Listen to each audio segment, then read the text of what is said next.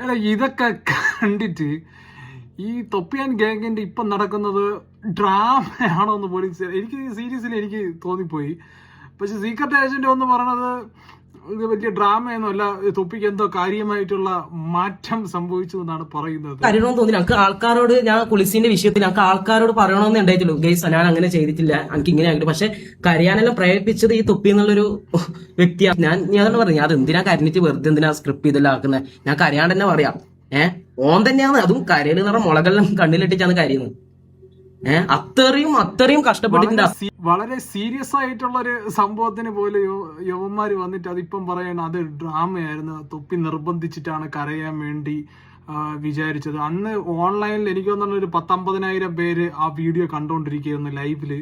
അതായത് ഈ കൊച്ചു പയ്യൻ വന്ന് ആ മാപ്പ് പറയുന്നതും തൊപ്പിയുടെ കാല് പിടിക്കുന്നതൊക്കെ ലൈവിൽ 50,000 പേര് കണ്ടോണ്ടിരിക്കുകയായിരുന്നു. അമ്മരൊക്കെ പൊട്ടന്മാരായിരുന്നു.